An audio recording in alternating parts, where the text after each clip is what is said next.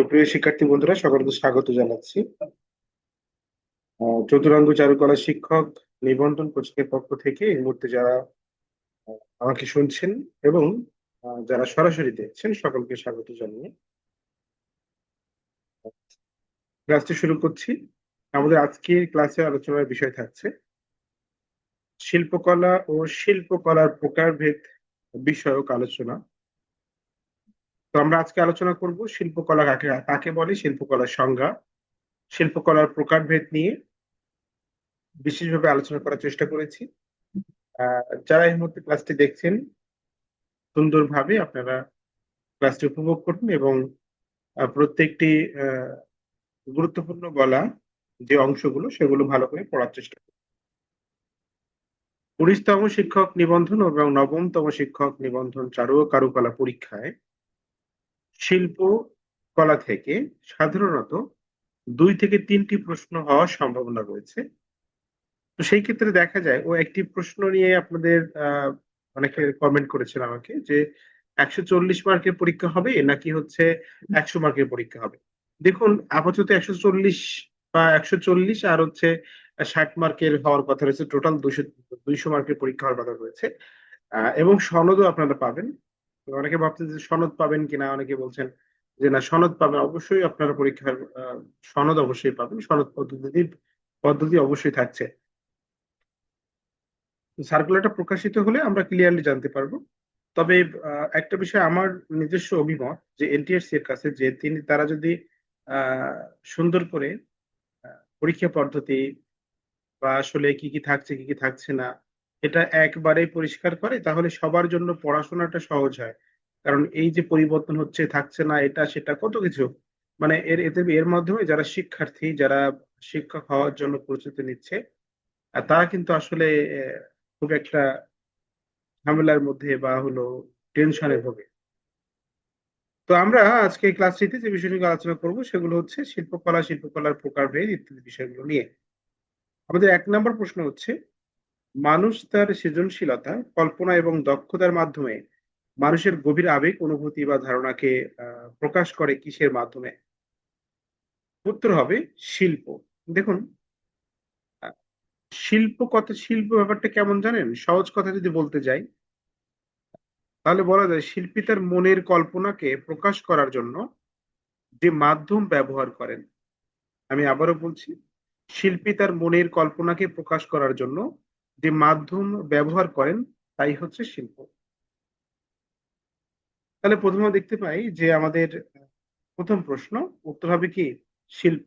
ব্যাখ্যা কি বলতে দেখুন, শিল্প বা আর্ট, যেটা কি কলা, হলো সৃজনশীলতা, কল্পনা এবং দক্ষতার মাধ্যমে মানুষের গভীর আবেগ, অনুভূতি এবং ধারণাকে প্রকাশ করার একটি মাধ্যম। আমি আগেও বলেছি এবং এখনো বলছি, শিল্পকে সঠিকভাবে সংজ্ঞায়িত করা, এককভাবে সংজ্ঞায়িত করা সম্ভব নয়। কিন্তু বিভিন্ন মনীষী বা বিভিন্ন অনেক যারা চিত্রশিল্পী রয়েছেন তারা বিভিন্ন সময় বিভিন্ন মতামত প্রকাশ করেছেন। তার ভিত্তিতে আমরা শিল্প সম্পর্কে ধারণা পাই। দেখুন, পৃথিবীতে প্রত্যেকটি মানুষের চিন্তা আলাদা, পছন্দ আলাদা, ভালো লাগা বিষয় আলাদা হয়।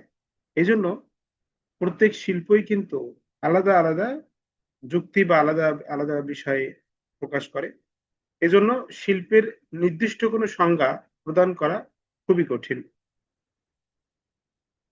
একজন আমেরিকার মানুষ, তার যদি, যে মনে করেন যে একজন ছাত্রীকে পছন্দ হচ্ছে বা সে এক ছাত্রী ভালো পড়ালেখা করে, তার চেহারাও সুন্দর, তার চেহারা ভালো লাগছে, কিন্তু বাংলাদেশের একজন শিক্ষক যে ওই ছাত্রীকে বা ওই শিক্ষার্থীকে পছন্দ হবে বা ভালো লাগবে এরকমটা কোনো বিষয় নয়। তারও অপছন্দের কারণ থাকতে পারে। তো এই জন্য দেখা যায় যে সবকিছু মিলিয়ে শিল্পের নির্দিষ্ট কোনো সংজ্ঞা প্রদান করা খুবই কঠিন। সৌন্দর্য সৃষ্টি করাই মানুষের জীবনের চরম এবং পরম লক্ষ্য। দেখুন, আপনি শিল্প সৃষ্টি করলেন, তার মধ্যে সৌন্দর্য থাকলো না, তাহলে কিন্তু সেটা শিল্প সেও বিবেচ্য হবে না। শিল্পের মধ্যে অবশ্যই সৌন্দর্যের ব্যাপারটা থাকতে হবে। যা শিল্পের মাঝেই বিদ্যমান। শিল্প নিজেই নিজের সৌন্দর্য বহন করে, এটি একটি ব্যাপক শব্দ। দেখুন, শিল্প শিল্প এই শব্দটা একবার শুনলে তখন আপনার মানে শিল্প সাথে সাথে মনে হবে যে না, মানে শিল্প মানেই তো সৌন্দর্য, শিল্প মানেই তো সুন্দর বা ভালো কোনো বিষয়।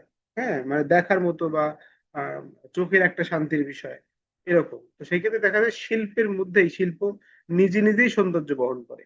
এটি একটি ব্যাপক শব্দ। সৃজনশীল সকল কর্মই শিল্পের অন্তর্ভুক্ত। আমরা যা সৃজনশীল কর্মকাণ্ড করি বা সৃজনশীল কর্মকাণ্ড পরিচালনা করি সবই হচ্ছে শিল্পের অন্তর্ভুক্ত। যেমন শব্দের অর্থবহ রূপ হলো ভাষা, আর এই ভাষাকে যখন কাব্যে রূপ দেওয়া হয় তখন তা সৃজনশীল হয়ে ওঠে, আর এটাই শিল্প। দেখুন,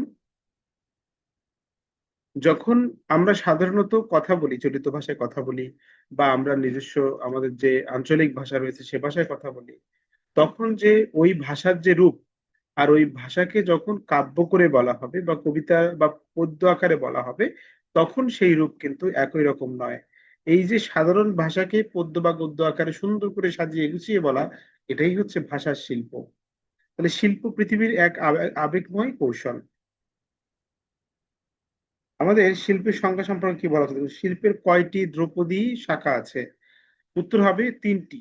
দৃশ্য বা অদৃশ্য কোনো ভাবরূপ শিল্পীর চিত্তরসে নবরূপায়িত হয়ে যে স্থিতিশীল রূপ প্রকাশ ঘটে, তাকে শিল্পকলা বা সংক্ষেপে শিল্প বলে। দেখুন, দৃশ্য বা অদৃশ্য ভাবরূপ অর্থাৎ একজন শিল্পী যখন চিন্তা করেন, তিনি দৃশ্য বা অদৃশ্য দুই চিন্তা করেন, তাই না?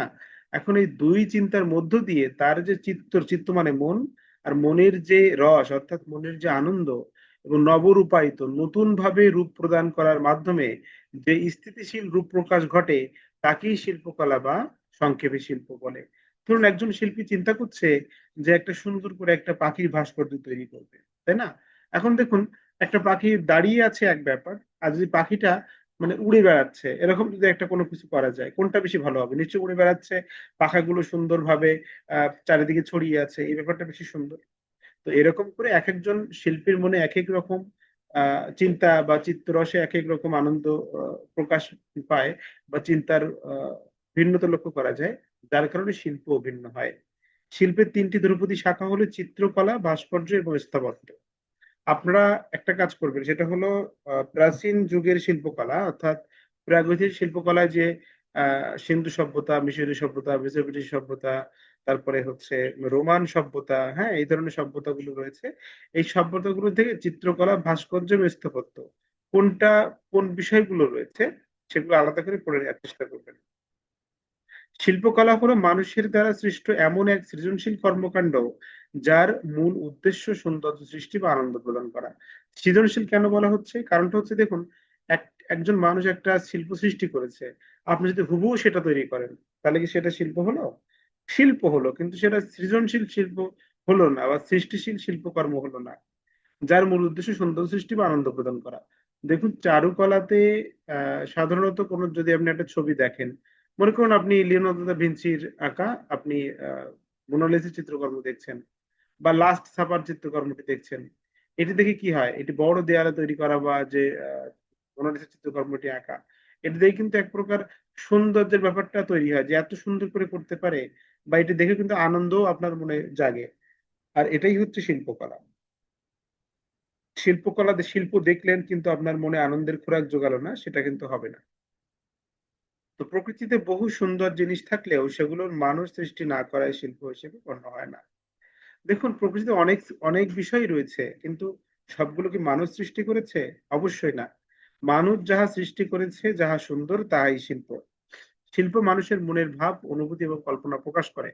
তাহলে কি হচ্ছে? মনে করুন যে মানুষ যখন কথা বলতে জানতো না, তার আগেও কিন্তু অঙ্গভঙ্গি বা ইশারা ভাষায় কথা বলতো, এবং তার আগেও কিন্তু মানুষ ছবি এঁকে কথা বলতো। সেই প্রমাণ আমরা লাস্কো গুহা বা আলতামিরা গুহা থেকে পেয়েছি। প্রাগৈতিহাসিক কালে মানুষ গুহা চিত্র থেকেই কিন্তু বুঝতে পারতো যে আসলে সেই সময় মানুষ কথা বলতে জানতো না, কিন্তু তারা ছবি আঁকতে জানতো।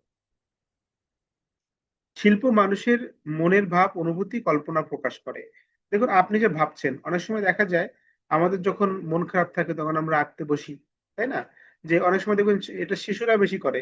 যেরকম মনে করেন বাসায় শিশুরা বসে আছে, বাবা মা অফিসে চাকরি করে, এবং বাসায় দেখা যাচ্ছে বাচ্চা ছবি আঁকছে, বাবা মার সাথে ঘুরতে যাচ্ছে এমন একটা জায়গাতে, বাবা মা দুই হাত ধরে বসে আছে, বা সে ঘুরতে যাচ্ছে, এরকম অনুভূতি প্রকাশ করে। তো দেখা যাচ্ছে যে শিল্প হচ্ছে একটা অনুভূতি প্রকাশের একটা মাধ্যম। আচ্ছা, তাই একটি মূলত মানবিক এবং মানসিক বিষয়। তাহলে কি হচ্ছে দেখুন, মানসিক এবং মানবিক বিষয় বলা হচ্ছে শিল্পকে।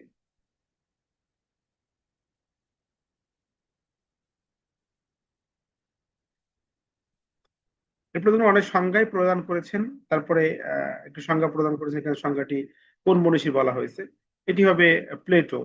অর্থাৎ তিনিও কিন্তু একটি সংজ্ঞা প্রদান করেছেন এখানে। তারপর দেখুন অনেক মনীষী অনেক সংজ্ঞা প্রকাশ করেছে, মানে প্রদান করেছেন। সেই সংজ্ঞাগুলো এখানে একের পর এক দেওয়া আছে। শিল্প সম্পর্কে আমি যা যা বলেছি, সেই শিল্প সম্পর্কে এখানে সবকিছুই কিন্তু ওই একই ঘুরিয়ে ফিরিয়ে, শিল্প সম্পর্কে আমি যা বললাম এই ঘুরিয়ে ফিরিয়ে প্রত্যেকটি সংজ্ঞাতে আপনি একই রকম ভাবে সেই ব্যাখ্যায় পাবেন। এত কিছু বলতে গেলে আমি ক্লাস শেষ করতে পারবো না, এই জন্য প্রশ্নটি হাইড করলাম, টোটাল ব্যাখ্যাটাই হাইড করে দিলাম। এই পর্যন্ত। 4 নম্বর প্রশ্ন, সাধারণত শিল্পের কয়টি বৈশিষ্ট্য লক্ষ্য করা যায়? সাধারণত একটি শিল্পের সাধারণত 4টি বৈশিষ্ট্য লক্ষ্য করা যায়। কি কি বৈশিষ্ট্য? ব্যাপকতা, সংক্ষিপ্ততা, শোভনীয়তা এবং অনুভূতি। দেখুন, একটা শিল্পকর্ম যখন করা হবে, সেই শিল্পকর্ম কিন্তু ব্যাপক একটা বিষয়, মানে ব্যাপক একটা বিষয় কিন্তু প্রকাশ করে থাকে। অর্থাৎ ধরুন আপনি মোনালিসা চিত্রকর্মটি দেখছেন, এখন এই মোনালিসা চিত্রকর্ম যখন যখন আপনি দেখবেন, তখন দেখবেন এই যে শিল্পকর্ম করা এর পিছনে ব্যাপক কাহিনী, ব্যাপক চিন্তা, ব্যাপক পরিশ্রম লুকায়িত রয়েছে। সেই বিষয়গুলো কিন্তু ওই শিল্পের মাধ্যমে বোঝা যায়। সংক্ষিপ্ততা, সাধারণত ওই শিল্পটি দেখার মাধ্যমে নির্দিষ্ট একটা বার্তা প্রদান করতে থাকে, সেটা কিন্তু সংক্ষিপ্ত দ্বারা বোঝা যায়। শোভনীয়তা, সৌন্দর্য, একটা শিল্পকর্ম যখন আপনি করবেন তখন তার মধ্যে মানে সৌন্দর্য থাকাটা মানে আবশ্যক। সৌন্দর্য ছাড়া কিন্তু সেই শিল্প সুন্দরভাবে পরিলক্ষিত হয় না, বা জনমনে বা মানুষের মনে স্থান পায় না। এবং অনুভূতি, দেখুন আমরা যখন একটা ছবি অঙ্কন করি, সেই ছবিতে একটা মানুষ মনে করেন যে মাথায় বোঝা নিয়ে যাচ্ছে, তাই না? এই বোঝা নিয়ে যাওয়ার সময় ওই মানুষের যে ক্লান্তি, ওই মানুষ যে বোঝা নিয়ে যাচ্ছে, ওই মানুষের যে আসলে সেই সময়কার যে আবেগটা, ইমোশনটা, ওইটা আপনি শিল্পের মাধ্যমে যে প্রকাশ করতে পারেন বা আপনার কাজের মাধ্যমে প্রকাশ করতে পারেন, তখন কিন্তু সেটা শিল্প হিসেবে বিবেচ্য হবে। যেমন আমরা সংগ্রাম চিত্রে দেখতে পাই যে আহ, দুইটি গরুকে সুন্দর করে, মানে দুইটি গরু কিন্তু মানে খুবই কষ্ট করে সাধারণত ঠেলা গাড়ি টেনে নিয়ে যাচ্ছে, এরকম সংগ্রাম চিত্র আমরা দেখতে পাই শিবরাজ জয়নুল আবেদিনের চিত্রকর্মে। সেখানে দেখা যায় যে সেই দুইটা গরু যে আসলে দড়ি তাদের গায়ে সর্বোচ্চ শক্তি দিয়ে যে তারা এগুলো টেনে নিয়ে যাওয়ার চেষ্টা করছে, বা মানুষটি সর্বোচ্চ শক্তি দিয়ে চাকাটা ঘোরানোর বা সামনের দিকে এগিয়ে নিয়ে যাওয়ার চেষ্টা করছে, এই যে ব্যাপারটা যত সুন্দরভাবে পরিলক্ষিত হবে, তখন অনুভূতিটাও কিন্তু সুন্দরভাবে পরিলক্ষিত হবে। কিন্তু আমরা যখন ছবি আঁকি, যদি ছবি আঁকি যে একটা মানুষ রাস্তা দিয়ে হেঁটে যাচ্ছে, তো মনে হয় কি প্রতিবন্ধীর মতো হাঁটছে। হ্যাঁ, মানে আঁকতে গেলে এরকম হয় কিনা? অবশ্যই এরকম হয়। তো এরকম হওয়া যাবে না, আবেগ বা অনুভূতিটা যেন সুন্দরভাবে প্রকাশিত হয়। এজন্য বলা হচ্ছে শিল্পের 4টি বৈশিষ্ট্য লক্ষ্য করা গিয়েছে। এরপরে দেখুন, কালের বিভাজনের উপর ভিত্তি করে শিল্পকে কত ভাগে ভাগ করা যায়, সে উত্তর হবে 2টি। কি কি হবে? একটা সমকালীন শিল্প, একটা প্রাচীন শিল্প।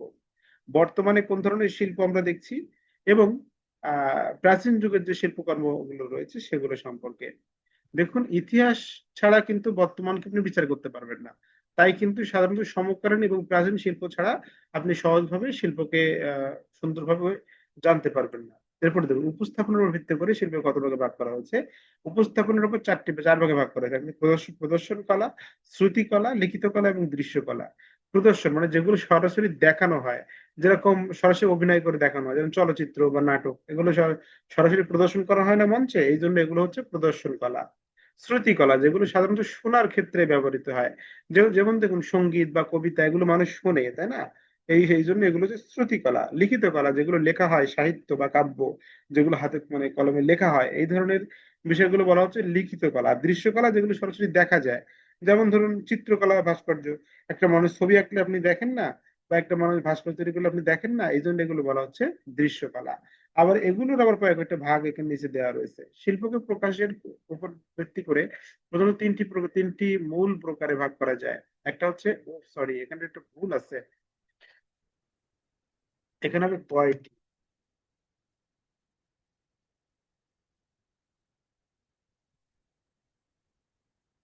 এখানে হবে কয়টি মূল প্রকারে ভাগ করা যায়, উত্তর হবে 3টি। একটা হচ্ছে দৃশ্যকলা বা দৃশ্য শিল্প, একটা হচ্ছে পারফর্মিং শিল্প, আর একটা হচ্ছে কি সাহিত্য শিল্প। এই তিনটা বিষয় একটি ব্যাখ্যা নিচে দেওয়া রয়েছে, আমরা দেখে নিই সবাই। দৃশ্যকলা বা যেটাকে ভিজুয়াল আর্টস বলা হচ্ছে, দেখুন, যে শিল্পকর্মগুলি শারীরিক স্থান দখল করে এবং দেখা যায় তাকে কোন শিল্প বলে? উত্তর হবে হচ্ছে দৃশ্যকলা বা দৃশ্য শিল্প। এর মধ্যে কি কি বিষয় রয়েছে, যেমন ধরুন সহজভাবে যদি আমরা বলতে চাই, এখানে দেওয়াই রয়েছে চিত্রকলা, ভাস্কর্য, অঙ্কন, ছাপচিত্র বা হচ্ছে গ্রাফিক্স, ফটোগ্রাফি। এগুলো কি হয়? এগুলো সবই কিন্তু সাধারণত দেখার বিষয়। এজন্য এগুলো সবই হচ্ছে দৃশ্যকলা বা ভিজুয়াল আর্টস এর মধ্যে আহ রয়েছে। দেখুন এখানে, তাহলে প্রথমে যদি যদি আমরা দেখি পেইন্টিং, পেইন্টিং কি বলছে যে ক্যানভাস, কাগজ বা দেয়ালে। আচ্ছা, এখানে একটা বিষয় আপনাদেরকে বলে রাখি, অনেক জায়গায় ইয়টা বা অন্ত্যেষ্টিয়টা কিন্তু সাধারণত অন্তর্জ হিসেবে রয়ে গেছে। এটা আপনারা একটু বুঝে নেবেন, কিছু যাতে পরিবর্তন হয়েছে টাইপের কারণে। আচ্ছা, ক্যানভাস, কাগজ বা দেয়ালে রং ব্যবহার করে সৃষ্ট দ্বিমাত্রিক শিল্প। যখন আমরা একটা ক্যানভাসের ছবি আঁকি, সেটা কিন্তু একটা দ্বিমাত্রিক শিল্প হয়। দ্বিমাত্রিক, ত্রিমাত্রিক সম্পর্কে পরবর্তীতে আলোচনা করা আছে, সেটা আমি আরো ক্লিয়ার করে দেবো পরবর্তীতে। এরপরে স্কাল্পচার, মাটি, পাথর বা ধাতু বা কাঠ ব্যবহার করে সৃষ্ট হচ্ছে দ্বিমাত্রিক শিল্পকর্ম। তারপরে বলা হচ্ছে ড্রয়িং, পেন্সিল বা চারকোল বা কালি ব্যবহার করে রেখা ভিত্তিক কাজ। যেরকম জয়নুল আবেদিন কি করেছেন, কালির মাধ্যমে বা ইঙ্কের মাধ্যমে কিন্তু রেখাচিত্রের মাধ্যমে সারা বিশ্বে পরিচিতি লাভ করেছিলেন। রেখাচিত্র মানে কোনটা? রেখাচিত্র যা, ড্রয়িং তাই। হ্যাঁ, রেখাচিত্র যা, ড্রয়িং তাই। এটা একটা গুরুত্বপূর্ণ বিষয় মাথায় রাখবেন, যে রেখাচিত্র যাকে বলে, ড্রয়িং ও তাকে বলে। ড্রয়িং বা রেখাচিত্র মানে হচ্ছে শুধু রেখার মাধ্যমে যদি কোনো চিত্রকর্ম করা হয় সেটা। আর এখানে মাধ্যম হিসেবে পেন্সিল হতে পারে, চারকোল হতে পারে বা কালি হতে পারে। আচ্ছা, তারপর দেখুন খোদাই বা স্ক্রিন প্রিন্টিং এর মাধ্যমে বহু মুদ্রণ শিল্প। তারপরে যেটাকে ছাপচিত্র বা প্রিন্ট মেকিং বলে থাকি আমরা, এটা হচ্ছে সাধারণত কাঠ খোদাই করে সেই কাঠের উপরে কালি লাগিয়ে সাধারণত কাগজের উপর ছাপ দেওয়াকে বোঝায়। আচ্ছা, ফটোগ্রাফি, ক্যামেরা ব্যবহার করে আলোর মাধ্যমে চিত্র ধারণ, যেটাকে আমরা আলোকচিত্র। এখন কথা হলো যে এগুলো সবই হচ্ছে কি, এগুলো সবই হচ্ছে দৃশ্যকলার মধ্যে যাবে। দৃশ্যকলার মধ্যে শিল্পকে, এইগুলো সবই হচ্ছে দৃশ্যকলার বা ভিজুয়াল আর্টস এর মধ্যে। এরপরে দেখুন পারফর্মিং শিল্প বা অভিনয় শিল্প, সঙ্গীত, নৃত্য, নাটক, এগুলো কোন শিল্পের অন্তর্ভুক্ত? এরকম যদি প্রশ্ন পড়ে, তখন অবশ্যই হবে সেটা হচ্ছে পারফর্মিং বা অভিনয় শিল্পের মধ্যে পড়ে। যেরকম নৃত্য, তাই না, বা থিয়েটার বা নাটক, হ্যাঁ, সিনেমা বা ফিল্ম, এগুলো সবই হচ্ছে কি, এগুলো সবই হচ্ছে পারফর্মিং শিল্প, অভিনয়, যেগুলো অভিনয় করে দেখানো হয়, সরাসরি অভিনয় করে দেখানো হয় এমন বিষয়। আচ্ছা, সাহিত্য শিল্প, দেখুন সাহিত্য শিল্পটা কি, কবিতা, উপন্যাস বা প্রবন্ধ, এগুলোই হচ্ছে কি সাহিত্য শিল্প, তাই তো? তাহলে হচ্ছে কবিতা, প্রবন্ধ এবং উপন্যাস, এগুলো কোন শিল্প? সাহিত্য শিল্প। এর মধ্যে কি কি রয়েছে, যেরকম রয়েছে কবিতা, রয়েছে উপন্যাস, রয়েছে প্রবন্ধ, হ্যাঁ, এগুলো। এরপরে বলা হচ্ছে যে দৃশ্যকলা, ভিজুয়াল আর্টস এর মৌলিক শ্রেণী বিভাগ। দেখুন এর কিছু মৌলিক শ্রেণী বিভাগ রয়েছে। দৃশ্যকলা মৌলিক শ্রেণীবিভাগটা একটু দেখে নেবো আমরা। একটা হচ্ছে দুই মাত্রিক বা যেটাকে আমরা দ্বিমাত্রিক বলি, ত্রিমাত্রিক, যেটা যেটাকে আমরা তিন মাত্রিক বলে থাকি। আচ্ছা, এখানে দ্বিমাত্রিক বিষয়টা কি একটু ক্লিয়ার করি। দেখুন মাত্রিকতার উপর ভিত্তি করে চারটি মাত্রিক বলা যায়, যেমন শূন্য মাত্রিক, এক মাত্রিক, দ্বিমাত্রিক, ত্রিমাত্রিক, চারটি টোটাল। শূন্য মাত্রিক যদি আমরা বলি তাহলে সেটা হচ্ছে একটা শূন্য, শূন্য বলা যাবে না, একটা বিন্দু, একটা বিন্দু হচ্ছে শূন্য মাত্রিক। আর যদি আমরা সাধারণত একমাত্রিকের কথা বলি, একটা রেখা হচ্ছে একমাত্রিক। আর দ্বিমাত্রিক হচ্ছে একটা চতুর্ভুজ। আর ত্রিমাত্রিক হলো একটা বক্স বা হচ্ছে ঘনক, ঘনকটা হচ্ছে ত্রিমাত্রিক। এই হচ্ছে বিষয়। এখন যে শিল্পকর্মে শুধু দৈর্ঘ্য বা প্রস্থ থাকে কিন্তু গভীরতা বা পুরুত্ব থাকে না, তাকে কোন শিল্প বলে? তখন তাকে কি বলবো আমরা? দুই মাত্রিক শিল্প বলবো। কেন বলবো? কারণ এই যে দুই মাত্রিক শিল্প কি রয়েছে, শুধু দৈর্ঘ্য ও প্রস্থ থাকে, তাই না? কিভাবে দৈর্ঘ্য প্রস্থ থাকে একটু ক্লিয়ার করে দিই। ধরুন আমরা যদি একটা শেপ এখান থেকে নিয়ে আসি, ধরুন একটা শেপ আমি এখানে নিয়ে আসলাম। এখন এই যে শেপটা আমরা এখানে নিয়ে আসলাম,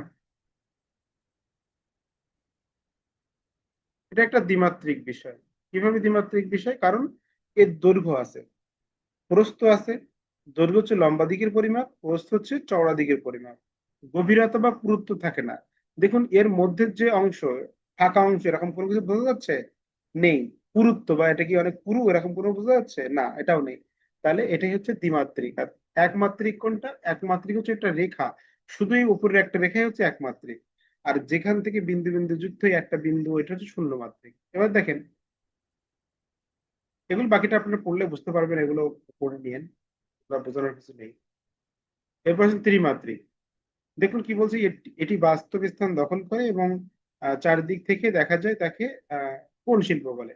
যদি এরকম ধরনের আমরা একটা শেপ আনার চেষ্টা করি, আছে কিনা যায় না, তবে হ্যাঁ আছে, ঘনক। যদি আমরা আনার চেষ্টা করি, দেখুন এই যে ঘনকটা, তাই না? এই যে ঘনকটা আমরা আনার চেষ্টা করলাম এখানে, এই ঘনকটাতে দেখুন একটা, মনে করেন যে ঘনক আকৃতির অনেক কিছু হয়, যেমন বাক্স হতে পারে, তাই না? বা টিভির বাক্স হতে পারে, বা সাধারণত আমাদের বাক্স টাইপের বা চারকোনা টাইপের অনেক কিছু হতে পারে। তো সেই ক্ষেত্রে দেখা যায় যে এর মধ্যে যে গভীরতা রয়েছে, এর উচ্চতা রয়েছে, তাই না? এবং এর দৈর্ঘ্য আছে, প্রস্থও আছে, মানে চারিদিক থেকে ঘুরে ঘুরে দেখা যায়। তো এটাই হচ্ছে কি ত্রিমাত্রিক শিল্প। অর্থাৎ যখন একটি ভাস্কর্য করা হয়, সেই ভাস্কর্য কিন্তু চারিদিক থেকে আপনি ঘুরে ঘুরে দেখতে পারেন, তার মানে সেটা কি বলা হচ্ছে, এটা একটা ত্রিমাত্রিক শিল্প। আচ্ছা, এই দুইটা এখানে থাক।